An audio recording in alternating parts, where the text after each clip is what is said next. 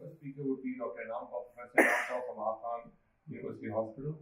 And he's a surgical oncologist. He has a special interest in upper GI surgery. He's going to talk about trimodality treatment. Thank you.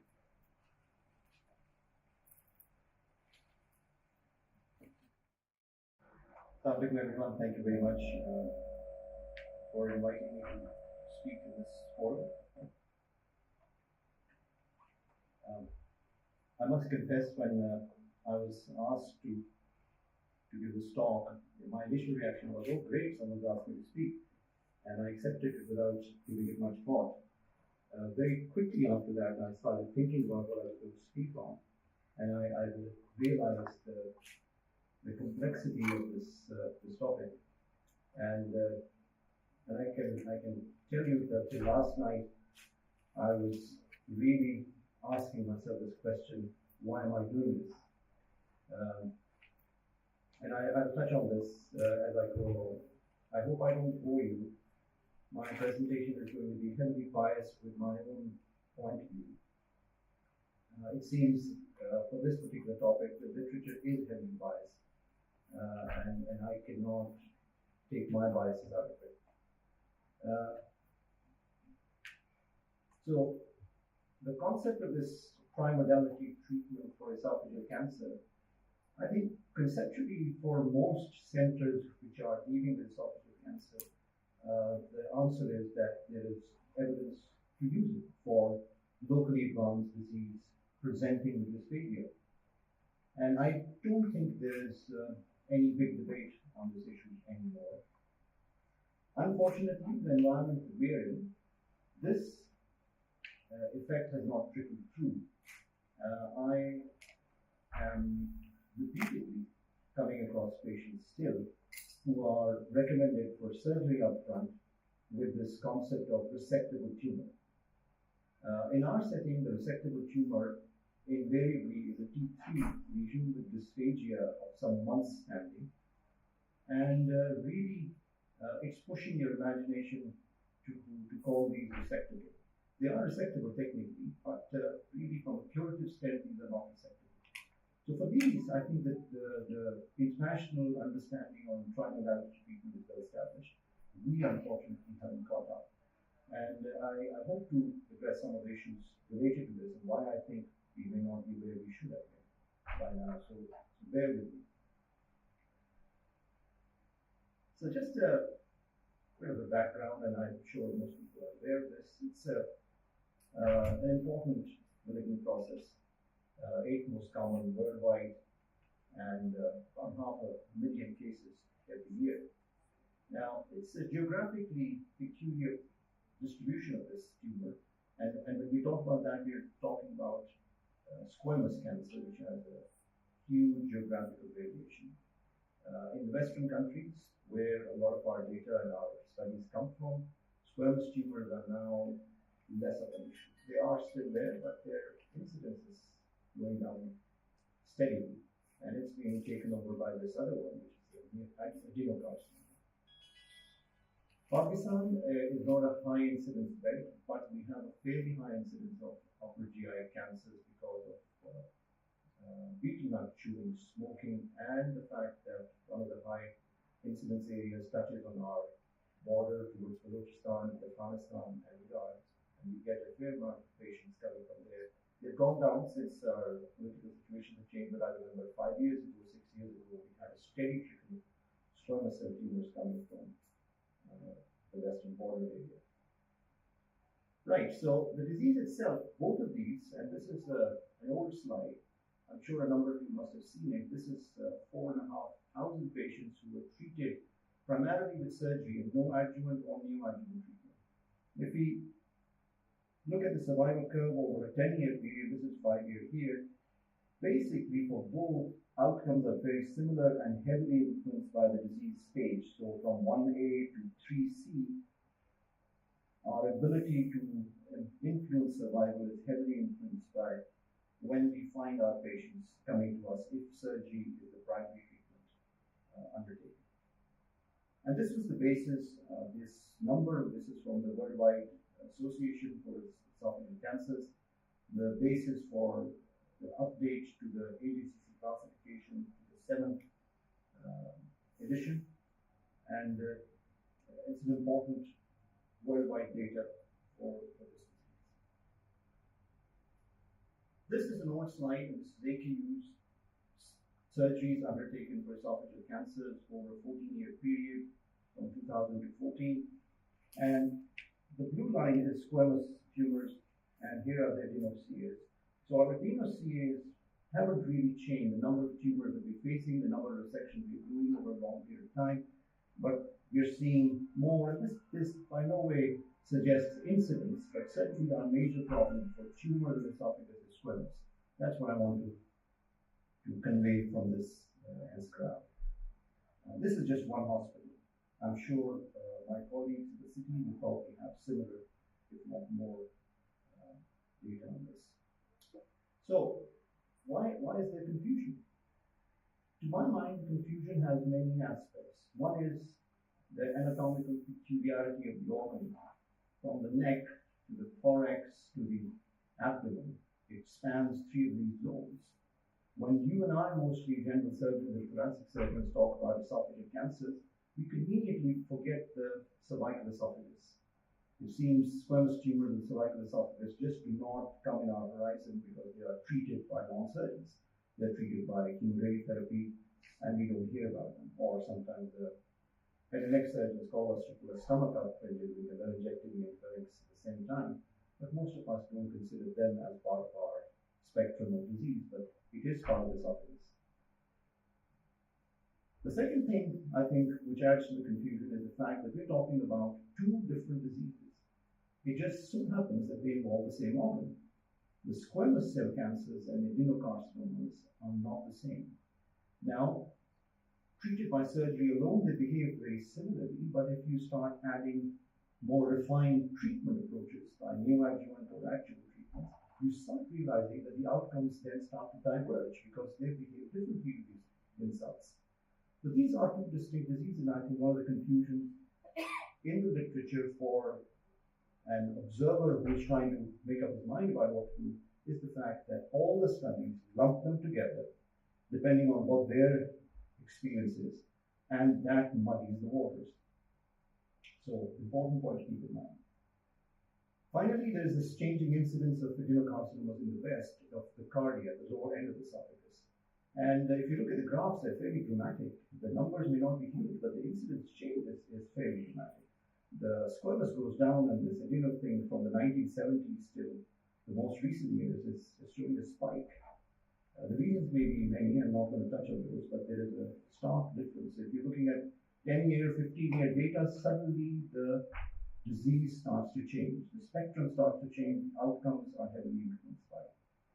And then, not to forget that the fact that the diagnostic and therapeutic approaches have rapidly changed and evolved in the past 20 years. 30 years ago, esophagectomy was the only option. It had a huge morbidity and mortality associated with it.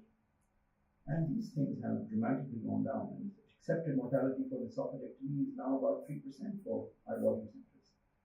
It used to be 25%, near 30% at one point. Then our workup has changed to the point of a PET scan, which is something we think infrequently about. It's now a standard perioperative workup requirement for establishing your stage.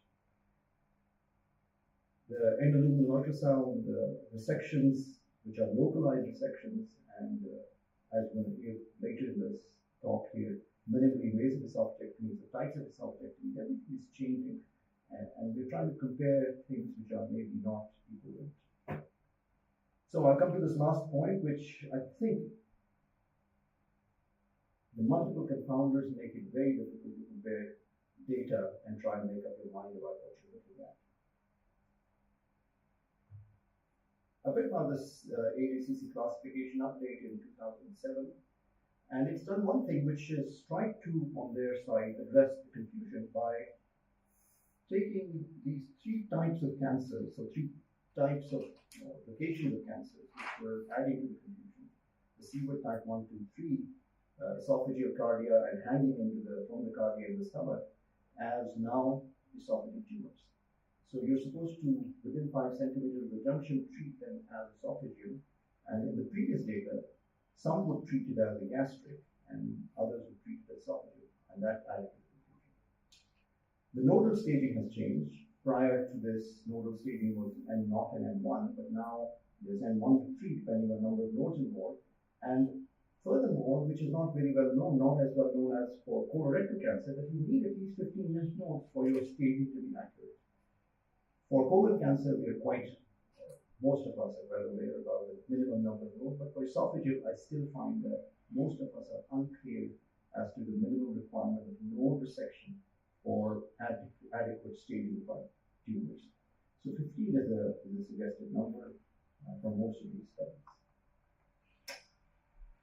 Right, so coming on to treatment modalities, you have this rapidly gaining ground, this mucosal resections for early disease, and their outcomes are very good, preserving the organ itself. We have no experience, and I don't think Pakistan has any center where this is being practiced. It is dependent on picking these things up early with screening protocols. We are only dealing with dysphagia as a clinical problem, and I don't think any early disease is picked up, hardly any is picked up. Surgery upfront for resectable disease has been the standard model, and I'm afraid for us, it still continues to be something people are claiming that it should be undertaken. Neoadjuvant with chemoradiotherapy concurrently or chemotherapy alone, followed by surgery, is where the debate has been. And definitive chemoradiotherapy came up very strongly some years ago. I think it's been relegated now because of the outcome data that are coming through. I'll touch on that as I go on. So how does one go about looking for this evidence? I tried doing a medline search by using esophageal neoplasms as my search figure, and then limiting it by humans in English, and came up with 39,800 publications in the past 30 to 40 years. If I were to focus this down to randomized control trials, this comes to 684. In the last 5 years, 40% of these have been published. If I were to look at the meta-analyses, which is our other way of trying to get good quality evidence, 700 in the last 40 years, and 420, 60% of these have been published in the last 5 years. You can imagine the amount of literature churning that's happening, and people are reviewing at furious rates, it seems, what's available out there. 60% of meta-analysis in the past 5 years. So if I were to look at esophageal neoplasia and neoadjuvant as my search index, then I come up with 2,352. And in the last 5 years, 70% of these have been published. So that's the sort of numbers we're looking at. And I think, to me, if I would do nothing else but just look at the numbers, then I would say there's confusion here. There's no reason why there should be so many publications on this one topic in such a short period of time. And I think that's what came through when I started looking at this further. Right, so like I said earlier, it's going to be heavily biased by my opinion. I think this particular meta-analysis in Lancet in 2011 is one of the seminal meta-analyses which everyone should look at to try and get a hang of where neoadjuvant treatment and its effects lie. In the same year, similar meta-analyses was also published in the British Journal of Surgery. I haven't brought that up, but it was the conclusions were very similar or exactly similar. But the first one I read was Lancet, and I think this is worthwhile reviewing if you're interested. So this is, I do apologize for the busy slide, but all that I wanted to bring out was the fact that the trials from 1983 to 2004, we're talking about a 20-year period. We're talking about a radiation protocol which averages around 40 grades of radiation over fractions. We're talking about 2 primary drug therapy as a chemotherapy protocol, cisplatin and fluorouracil. There are some changes in some of the studies. One of the areas is the fact that was the chemoradiotherapy given concurrently or sequentially. In some of the studies they were given sequentially, but overall they were given concurrently.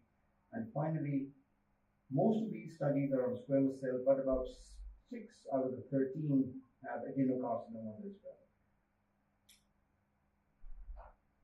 So there is discrepancy and comparison in the 13 studies that are used for this meta-analysis, but I think this is as good as it gets as far as the information out there is concerned. So if you look at the survival effects from these 13 studies, and this favors chemoradiotherapy, this favors surgery alone, invariably almost all the studies fall on this side of the demarcation line. The confidence intervals unfortunately straddle, and I think that's primarily because of the small numbers. If you look at the overall effect, then that lies firmly on the left, and the confidence interval is fairly narrow because the numbers have gone up. I think it's, if you read individual studies, you will probably come away being unconvinced because of their confidence interval overlapping. But I think here is where the meat of this whole publication lies. So there is some advantage to chemoradiotherapy, mostly given concurrently as a neoadjuvant for overall adenocarcinomas and squamous tumors. If we were to break these studies up into squamous tumors and adenocarcinomas, our results do not change significantly. Numbers obviously change. There are only 3 studies with these adenocarcinomas and a larger number of squamous tumors, but the final conclusion lies suggesting that there is advantage to chemoradiotherapy given concurrently upfront for tumors of the esophagus. And we're talking about the thoracic esophagus. Cardia is involved here in some of them, but no, at this point in time, this was not clearly defined. So this was before the AJCC classification change for most. Then comes this trial, which I think has been seminal as far as making a definitive change in thought process is concerned. The cross trial 2012 was published, and this is heavily referenced now, and a lot of people have changed practice based on this. The cross trial was followed within a few years by a long-term result of the same trial in 2015, and this supported the original trial results of a persistent advantage. Big numbers, 368, I think around. Overall, 2 randomized arms, neoadjuvant, concurrent therapy, adenocarcinomas constitute about 75%, 23% of the squamous cell cancers in this trial. So if you look at the survival advantage for neoadjuvant chemoradiotherapy given concurrently, overall for the longish follow-up now, 96 months up to, you have a definitive difference. This is neoadjuvant and this is surgery related. And significant difference persists over this period of time. I think the graph says it eloquently and cannot be ignored. This is an even more interesting graph where the survival data has been broken up according to the type of tumors. So squamous cell cancers are the dotted line up here, which seem to do the best. Adenocarcinomas is the next line, and both of these are post-neoadjuvant. Then you have squamous cells without neoadjuvant surgery alone, and you have adenocarcinomas surgery alone. I think that the way these space themselves out over this period of time is strong evidence to support that this treatment modality is making a difference.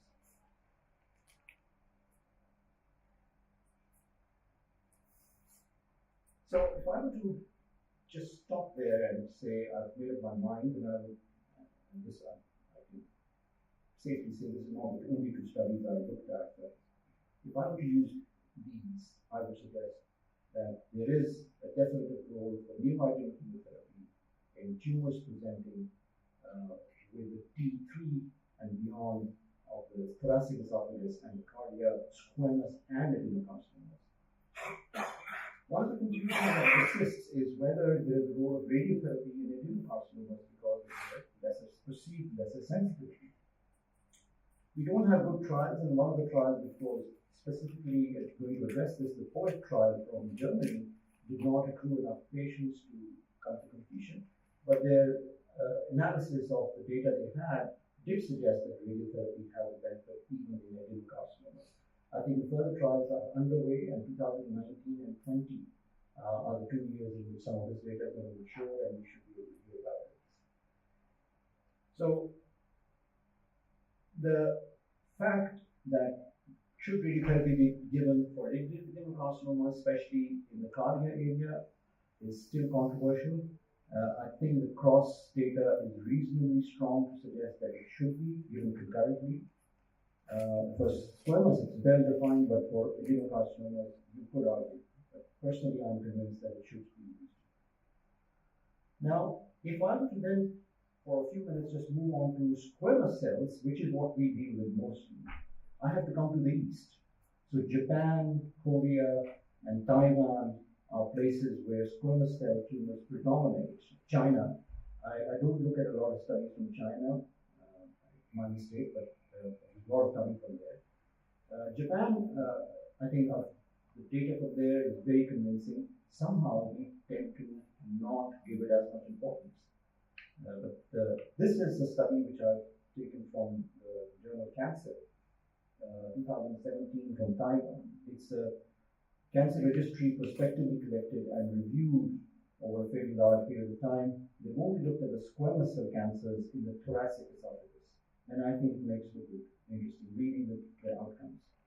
So the first group is people who just underwent surgery alone, and the second group who received neoadjuvant concurrent chemoradiotherapy followed by surgery, trimodality, that's what we're talking about.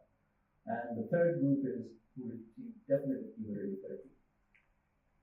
Exclusion criteria were important, and I think it's worth bringing them up. So if the patient got less than 45 centigrade of radiation, they were excluded. If the chemotherapy did not include cisplatin, they were excluded. Sequentially given chemo or radiotherapy were excluded. Chemotherapy alone or radiotherapy alone were excluded, and adjuvant treatment of any form were excluded. So this is a fairly homogeneous, large group, prospective and collected data from the cancer registry. 3,500 patients. Surgery alone, small numbers, and these were primarily for early stage disease, stage 1 and stage 2A. Multimodality treatment for 900, and these were mostly stage 3A, B, C, and a lot of patients in the definitive chemoradiotherapy group. So if I were to just summarize the data, stages 1 to 2B, surgery alone had the best survival. If you added chemoradiotherapy to this group, and the number is small, but if you did, your complication rates and outcomes deteriorated because of the side effects of the chemoradiotherapy. Stages 3A, B, and C, and this is where I stand. Every patient I see with esophageal squamous cell cancer is in one of these stages. I do not see early disease. So I'm very interested in this number, and this makes for interesting reading. So these 3A, 3B, 3C. Blue is surgery alone, red is with combined therapy, and green is definitive chemoradiotherapy. So combination therapy in all three stages has the best outcomes as opposed to surgery alone or definitive chemoradiotherapy. The chemoradiotherapy group falls down in recurrence rates. They have a higher local recurrence rate and systemic recurrence rate if you look at this data. So definitive chemoradiotherapy, trimodality treatment for esophageal cancer of the esophagus seems to come out for T3 lesions, which is what you and I face. Sorry to interrupt you, sir. Can you tell me the difference between the dose of radiation given in definite chemorad versus So definite chemorad radiation, they went up to 60 in some cases, all the way, right? I don't have the full breakup, but so that was standardized throughout. Yes. So what are these three? this is the survival data for the 3,000 patients. Of those, these are the patients who were in stage 3A. This is 3A, 3B, and 3C. So these are all stage 3 cancers. and their outcome, survival outcome over time with the different treatment modalities. Red is chemoradiotherapy, blue is surgery, green is definitive chemoradiotherapy. What was the staging modality they used? Endoscopic So, nodal staging? Yeah, endoscopic ultrasound, CT scan, and in some cases PET scan. This was in Taiwan, they're fairly well advanced as far as their workout is concerned. So it's an interesting article, it's worth reading, and I'm just taking parts of it, which I think are relevant to our issues.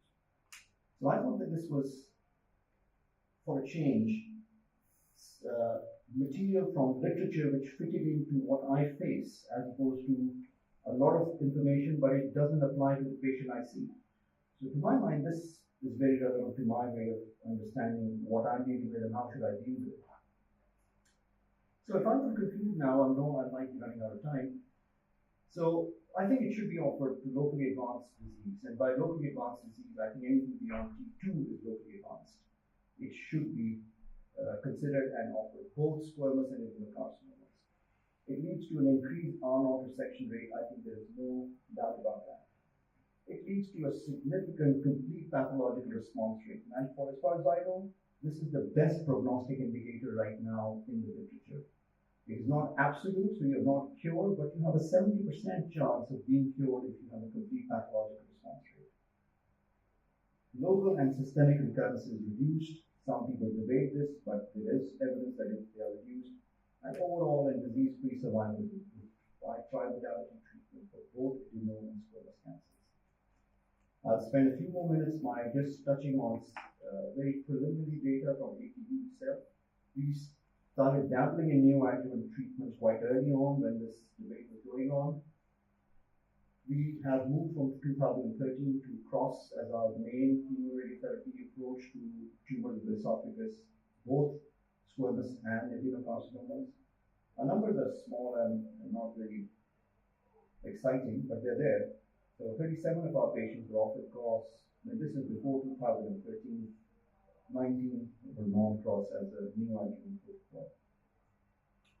Out of 37, 34 completed their process and then progressed on to surgery. Here, 3 of them could not due to severe weakness, disease progression, and 1 death. Comparing this to the non-CROSS protocols, a larger number could not complete. There were complications, and there was 1 radiological, what was said to be a complete response, and the patient then moved out, did not want surgery, but he had myopathy, disease progression, cardiomyopathy, death. They're not comparable, but just gives an idea that it seems CROSS may be better tolerated than the ones that we were trying to use before. Predominant cell type was squamous. We did have a few adenocarcinomas, and we had a 46% complete pathological response rate, more so in the squamous, where it went up to 70, and near pathological complete response rate, 33%. Our timing of surgery is about 6 weeks post-completion. So you could argue that if we waited longer for squamous cell tumors, we might have a higher complete pathological response rate. But that's where we stand. It's a gratifying result. To me, to get this on histopathology, I'm fairly confident that my patient's going to do well if I get this sort of response to my neoadjuvant. Our complications were thankfully not many, and they were the run-of-the-mill things that we have with this sort of surgery.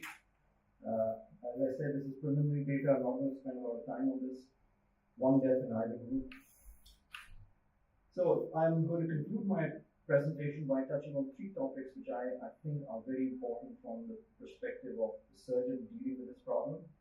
1, how do you manage it, what you think is a clinically complete response? A lot of people equate this with a complete pathologic response. Unfortunately, that's not true. It's not complete pathologic response, which requires a pathology specimen, but it is that on the basis of the studies that you have, a CT scan, or endoscopy, or biopsy, and your PET scan, there is no disease visible. My personal bias right now on this is that I think if the patient is fit, he should be offered surgery, because a fair number of what you think are complete clinical response, about 20%, will have tumor hiding in there. So if your complication and mortality rate are international data, then I think offering surgery at what you think is a complete clinical response is defensible. I would do that, and I still do that. Circumferential margin. This is unfortunately still not part of the AJCC classification prognostic index, but I think it's a very important area. There is enough data, and mostly from Japan and East, where circumferential margin positivity directly affects survival. Recurrence rates are more, and the confusion of 1 centimeter margin or actual involvement, which is between the American and the British system, adds to this. But I think personally this is an important area. Surgeons should try and have a negative circumferential margin. And this is a conceptual thought about whether you need to do a 3-field nodal dissection for esophagectomy that you undertake for cure. Japan feels strongly on this, and I think all their esophagectomies have a 3-stage lymph nodal dissection. I do not know whether anyone in Pakistan is doing so. I don't do it. I think it requires formal training. I think a lot of younger surgeons who are interested in taking this up as their future should look into this and acquire the skills to do this safely. It does have a higher morbidity profile. I will stop there, and thank you very much for your attention. Are there any questions? We can take questions now. Right now, or? We can take questions now.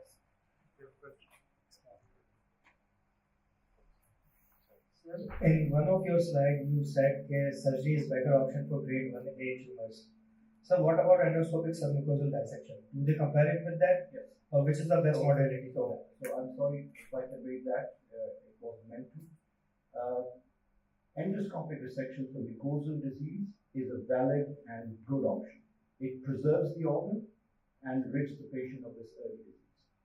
If you do not have facilities for that, then a surgical resection you should not deny surgical resection just because you do not have the endoscopic resection available. Surgery done appropriately will be curative at these early stages. Sir, do they do endoscopic submucosal dissection at AKU? No. And what is your data about that? No, we don't know, sir. No, I have any facility in Karachi right now. I don't know the answer is. Can I answer that question? Yes. I mean, it's you would be lucky to have a patient who has got a T1 disease, in this country and presents you. Most of, as Nama said, are T3 diseases. We at the SKM, I think I've been there in 2011. We had very few cases which were suitable for mucosal resection, and our GI team has are keen to do them. But unfortunately, I would say that most of the time when they do actually dissect them and they come to NDT again, and we look at the pathology, again the margins are not clear, so then we had to go and take it out again. So yes, it is a valid that for T1 disease and that you can if you can do a mucosal resection, it will preserve the organ. If I have really T1 disease, I would love to have a mucosal resection rather than having a cystectomy. But unfortunately, in this country, where there's no staging or screening process, so you're not going to get them. Right. So yes, screening is the main thing because you cannot identify these lesions. They are not symptomatic unless you screen the asymptomatic population, whatever. You cannot have a steady stream of these early cancers that somebody gets one. Very nice talk, Dr. Paul. I just wanted to ask one question. You showed a very strong article that was published in Cancer regarding trimodality. Thinking just about squamous cell cancer and the way we are heading, especially in cervical esophagus too, which is now definitely more at, with complete pathological response, do you think there is a role of just doing surveillance on them and doing esophagectomy if disease comes back? Yeah. So I think that's where a lot of debate is happening. From the patient perspective, this is a major surgery, and if you can confidently say your disease is not there as a specimen saying no pathological disease, then I think fair enough, avoid surgery. But right now, the modalities that we have, unfortunately, none is in a position to give this answer accurately. You have about a 60% cumulative correct prediction rate for your PET, your endoluminal ultrasound, your biopsy, deeper biopsies, and whichever modality. I think the data suggesting a salvage esophagectomy is only developing now, and I think it is encouraging. So you keep them under close observation, and you, it seems, have time to go in and salvage these patients if they start relapsing locally. So yes, but this is not strong data. There's not strong evidence of this right now. I think the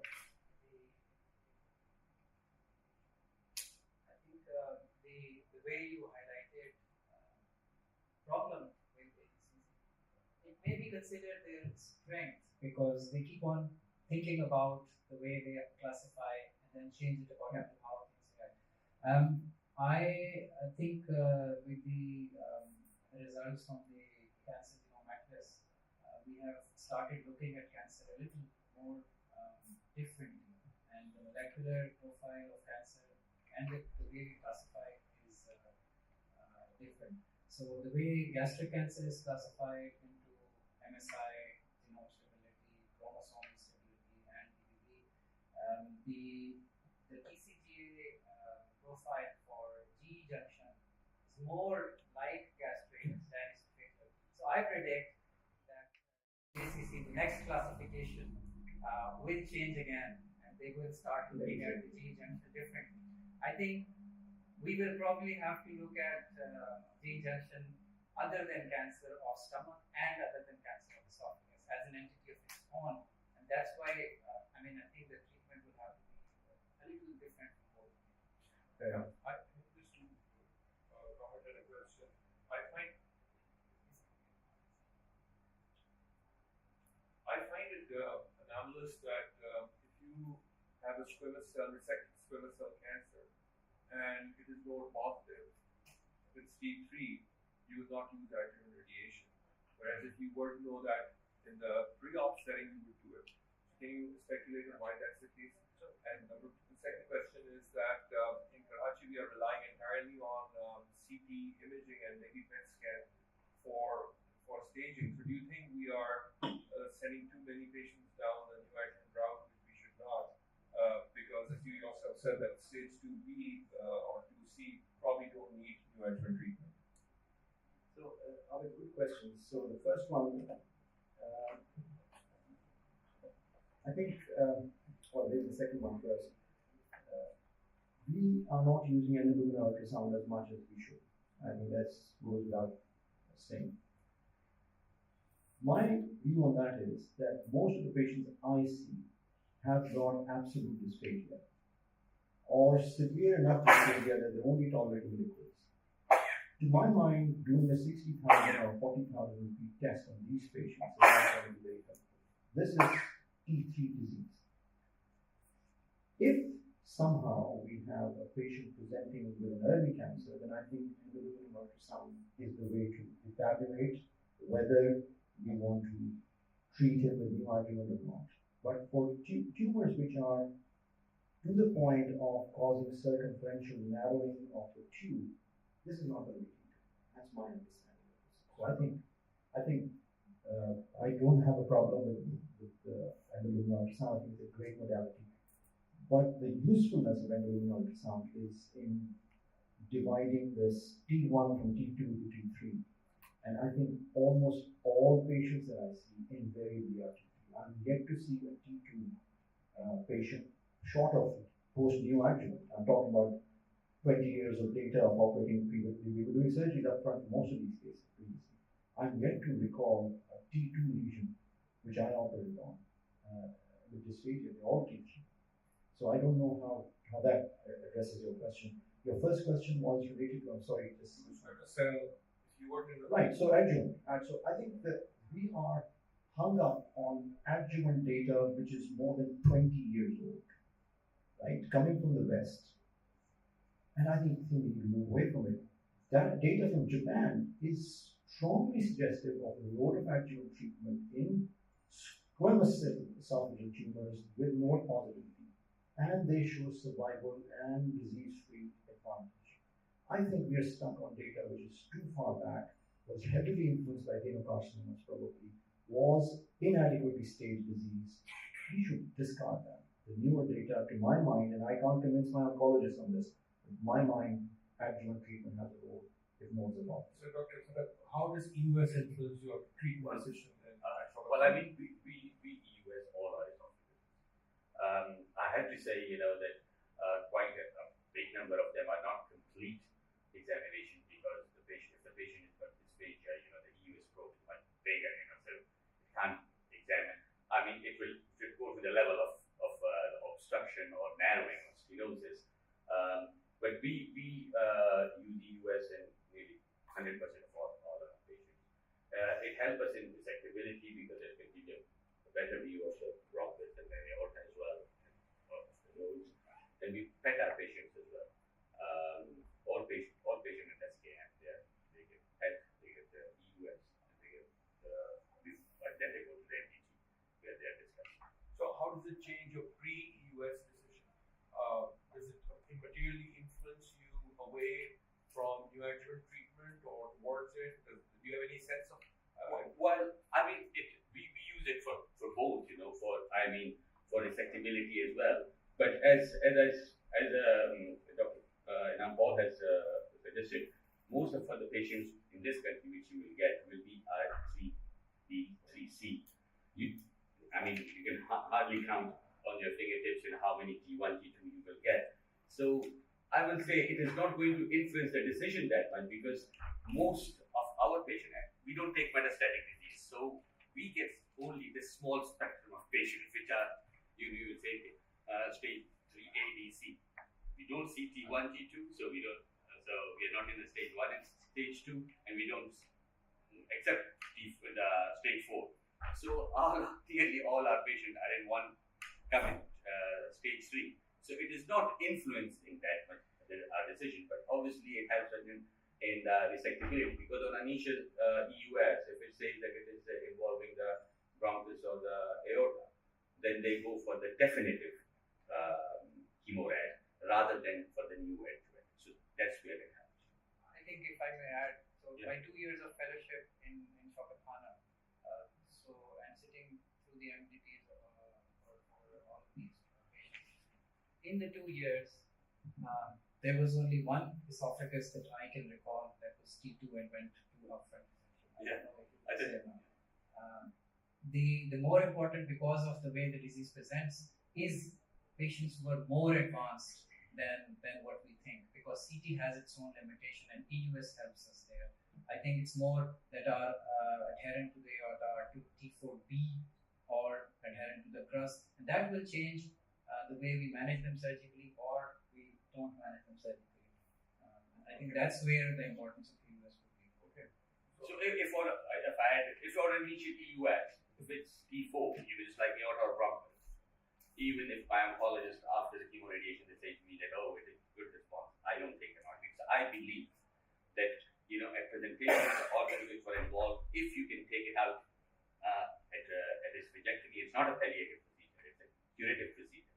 So that's why for me that EUS is important at the presentation. If it is involving any of the organs, then we won't offer them. Thank you very much, Dr. Nagor.